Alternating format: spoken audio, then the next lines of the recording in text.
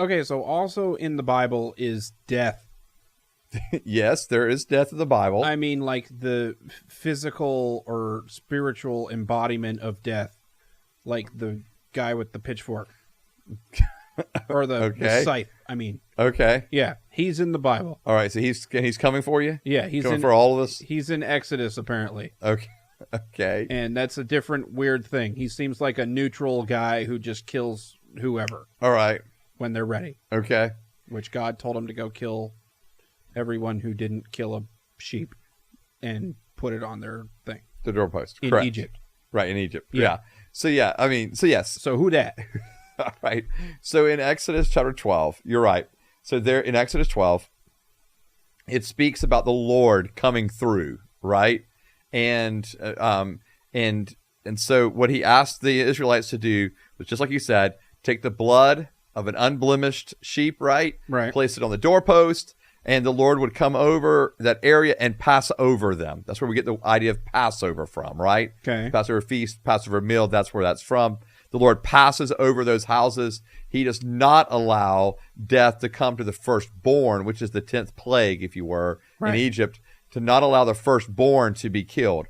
And so in verse 23... So there's just an angel in heaven whose whole job is to kill people. Well, let's read. All right. In verse 23 of chapter 12 in Exodus, it says, "For the Lord will pass through to smite the Egyptians." So it's interesting because it says actually that it is the Lord that's going to pass through to smite the Egyptians. When he sees the blood on the lintel and on the two doorposts, the Lord will pass over the door and will not allow the destroyer to come into your houses to smite you. So yes, so that's reading from the NASB. So the King James, Christian Standard Bible, so the CSB, also all use the word destroyer there. Okay, so God is coming and looking at doors, and when there's no blood on a door, he's like, go get him. And then destroyer guy goes inside the house and does all God's dirty work for him. Yeah, it seems like that's that there's some kind of, angels, heavenly being, right, that is being used by the Lord to actually inflict the death on these firstborn in the homes that don't have the blood over the doorpost. So this would be death. This would be, this would be death, correct. Okay. Or death, destroying, destruction. The Hebrew word actually means like to corrupt or spoil, ruin, mar, destroy. And so, it's used about 150 times, in the Hebrew scriptures. Really? So, yeah. But there's but not in the sense of always being like a destroyer. Yeah. Okay. So in other words, like it can refer to like just when we were just reading in Genesis 6, for example, when it said like the whole earth was corrupt, right?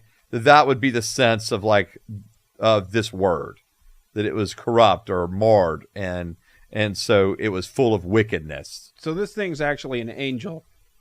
Yes, but here in Exodus 12. It seems like it's an actual like angel. Yes. Okay. Yeah. But I mean, so you're right. So it does seem like there's an angel, and that's their job is to come and do this. Is to come kill people. Correct. Yeah, and we do see. Why would that be an angel that's allowed to be in heaven? Yeah, and well, because obviously he's fulfilling he's taking orders from the Lord to do what the Lord asked him to do. Okay. So he is like the Lord's instrument, if you were. So the whole lore of death comes for you. That's an actual thing. I guess there's an actual thing whose whole job is to come kill you. Yeah, I guess in that way you could say that. Sure. That's crazy. Yeah. Yeah, but I don't think like the angel, like I don't think, let me put it this way. I don't think there's an angel. I don't know. Let me rephrase this. I don't think there's an angel that's up there like his whole job is death. He's like a hitman. He's like God's hitman. I don't think that there's like this angel that's up there that's like just used for death. You think he gets depressed and he has to go to therapy? I bet they have a really good therapist up there. Yeah, probably. For all the things they see. Yeah. Anyway, but no, I don't think there's like... Do you think all the other angels don't like him? Because they all do good stuff for people and he's the only one that kills everyone? Yeah, no, I don't think that's all. Getting back off of this, I don't think that's like all he does. I don't think there's like this specific like angel of death. And that's like all this guy does. Sounds like it. He's called the Destroyer. Well, yeah, but that's like that's the one that the Lord is going to use to destroy. I don't think, that's all that he does. I'm sure he does good as well. Do you think he kind of hangs out with demons sometimes too? I mean, all right. So yes, if he like was he leaves heaven every once in a while, it's like if he was just an angel of death, like that's all he did. Yeah, he'd probably need therapy from other. I don't know if they have a therapy angel or not or whatever, but like, yeah, he'd need therapy, and he might every once in a while kind of just peer in on what's going on with the demons. But no, I don't think there's actually an angel of death doing that. Did you guys invite Death to Paul's birthday party this weekend? Oh, we forgot. That guy's so weird.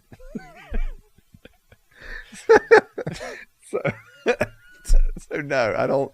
But no, I don't think there's a guy that's just up there, angel of death, hanging around. That's what it sounds like, though. No, I mean, you're getting that from one passage of scripture. I mean, we don't know what else he's doing. I mean, and yeah, there's other times where, like, you see like an angel of the Lord with like a drawn sword and stuff. But I mean, you're making a leap to think that's him every time. Okay.